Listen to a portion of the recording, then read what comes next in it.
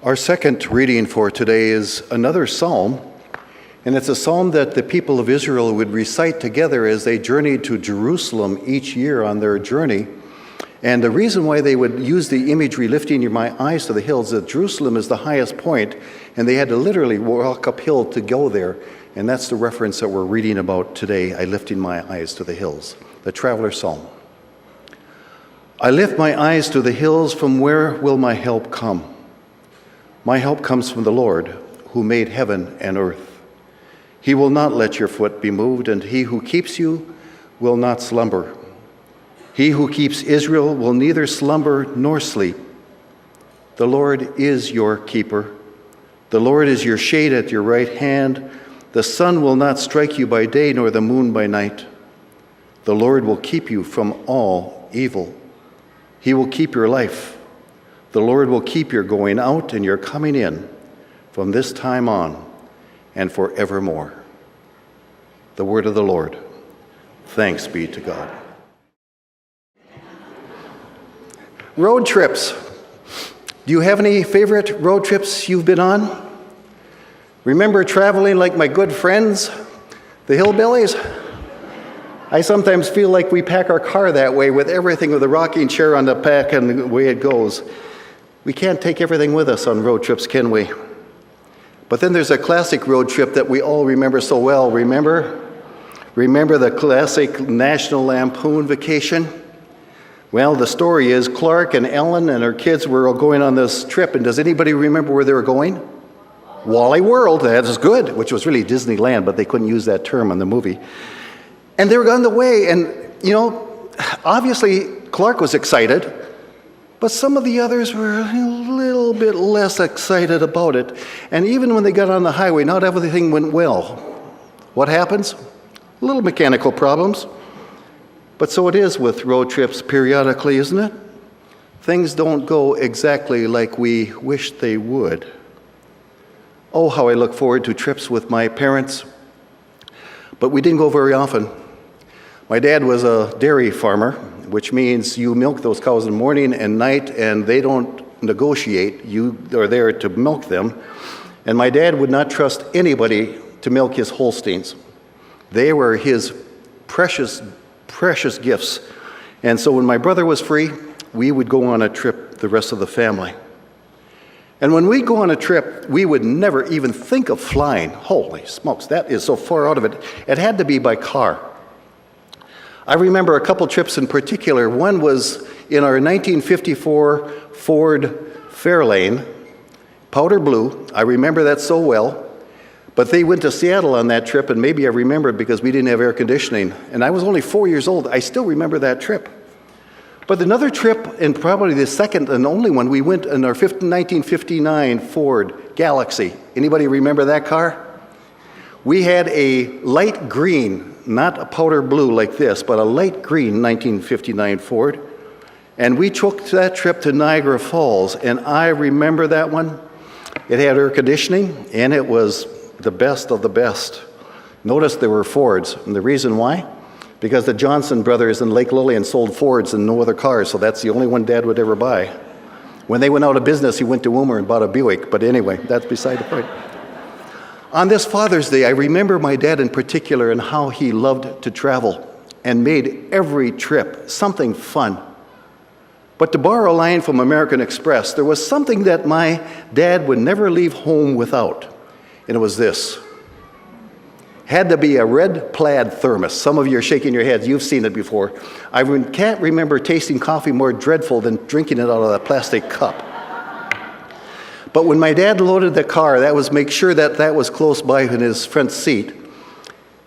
I could guarantee you that by the time we got to Cosmos, which was 9 miles away, we were opening up the thermos bottle for coffee. That was a part of Dad's routine. Fond memories of travels. I remember so distinctly as my own family traveling to Holden Village together in our Astro van. Seat belts, oh man, didn't even think about it. The kids were jumping around, playing and sleeping in the back and jostling back and forth, having fun.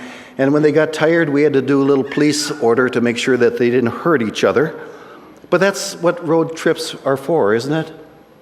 getting to know each other when we're tired and when we're at our best and then at our worst.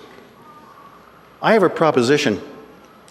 And if I was running for office, I'm wondering how many of you would vote for me on this platform. We would make it necessary for all politicians who are elected to state and federal office to go on an extended road trip. Now, out of one way, I'm not being facetious here, folks. It'd be two-way, but it would be a road trip where every politician had to go, and it couldn't be in an RV. It had to be in a sedan or a van where they would be traveling together, maybe 6 or 7 crowded into a van, and they had to be half Republican and half Democrats. They had to take turns driving. They had to take turns watching the GPS and giving directions.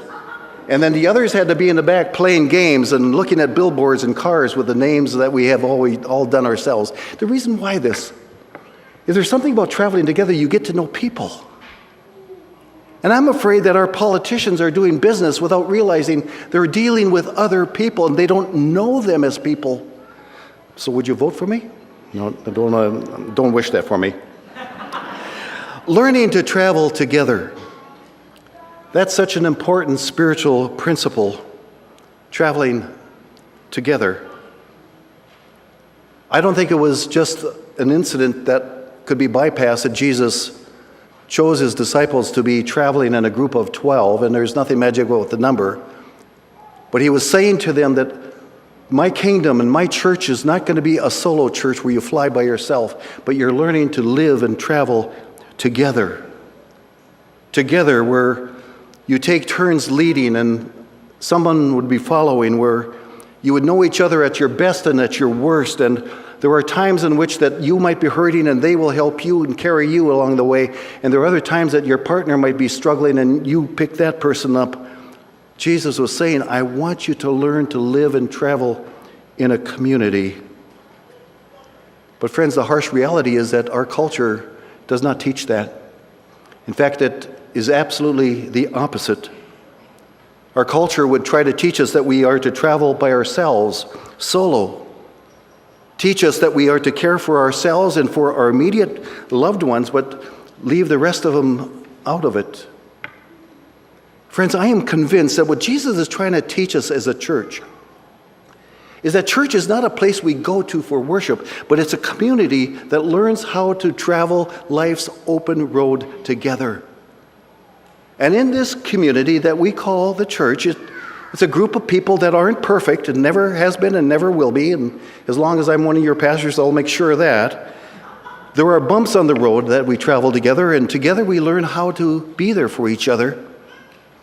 But we're all going together following the one that we know in Jesus, who promised to guide us, to protect us, and to move us forward when we feel like we can't go any further. You see, because our culture militates against that, trying to convince us that we don't need church life anymore, and a lot of our young folks, and we're finding out that young people are not joining organizations like we did when many of us were younger. The culture is saying we do it on our own. And folks, what we need to say to the community that's looking for a church in this area, that our Saviour's Lutheran isn't a place that we only offer a place to come for worship, and we'll provide the best meaningful worship where they meet and hear about Jesus and the love for you and community to build up that faith life that only Jesus can do. But we need to say clearly that the intention of our Savior's as a church community is that we're going to learn how to live together in a way in which that if we hurt together, and if we celebrate together. How do we communicate to our young people that don't see church as meaningful anymore because it's that individual journey that they're convinced that's all they need? You see, the faith principle is Jesus wants us to learn how to travel as a group.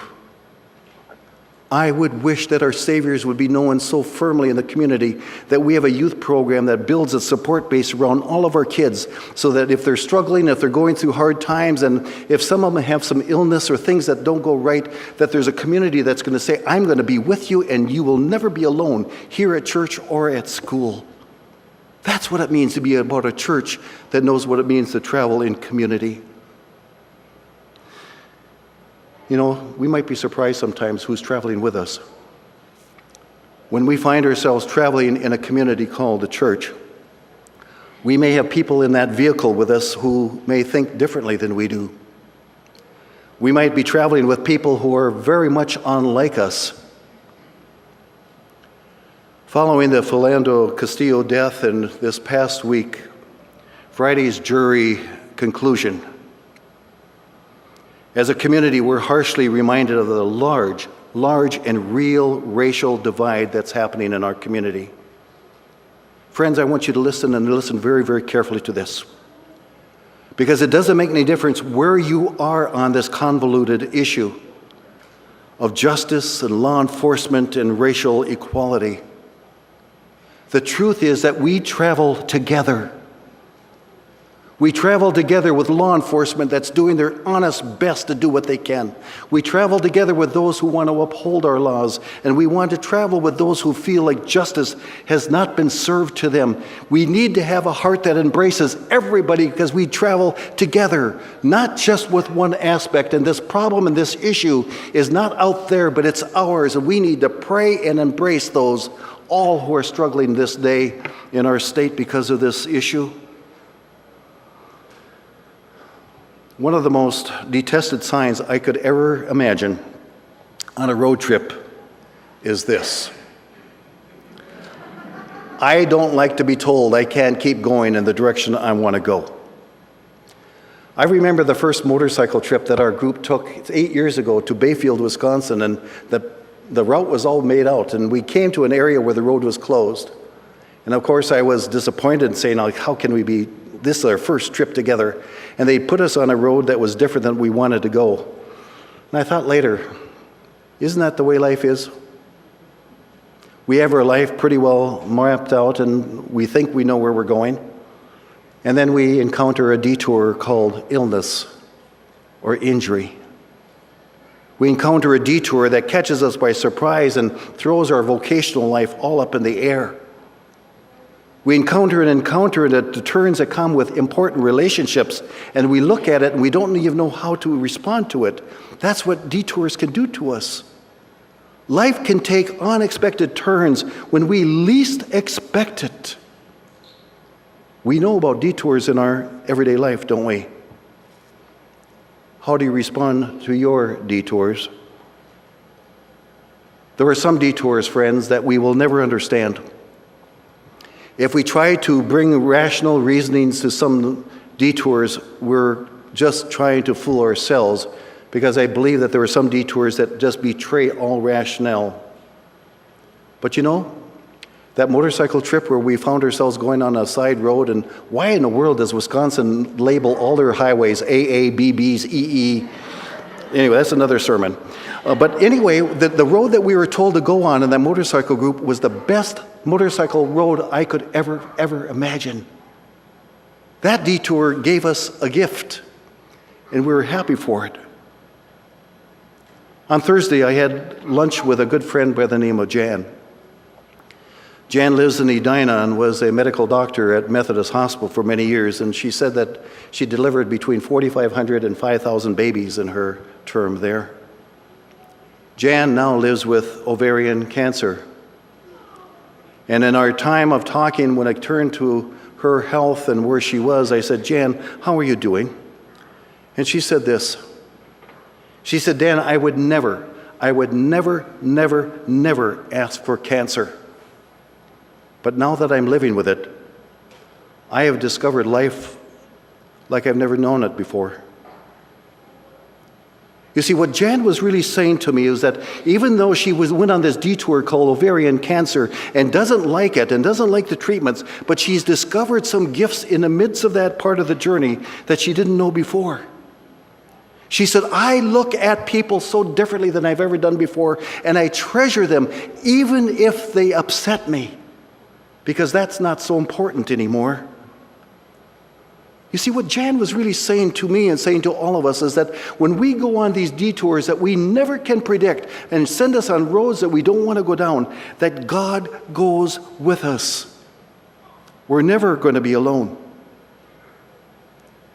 And as we said earlier, when the people of Israel would travel to Jerusalem together, they'd be reciting what we know now as Psalm 121.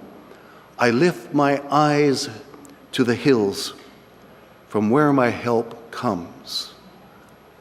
Friends, the good news is that our loving God and Jesus and his Holy Spirit are traveling with us every minute and every mile of our journey down the open road of life.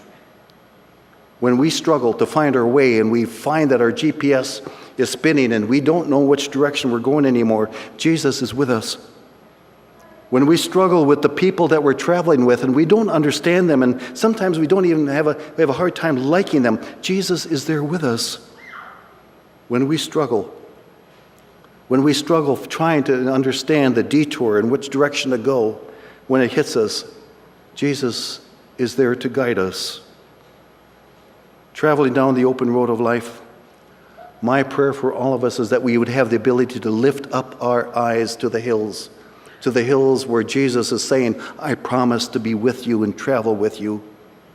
And what Jesus does is that he nourishes us not with a thermos bottle, but gives us his body and blood in Holy Communion. It says, I will strengthen you for each part of the journey, guiding us through the detours, and they're hoping that we can discover the waiting gifts. You won't travel alone, my friends. And to borrow a term from Roy Rogers and Dale Evans, happy trails to you. Amen.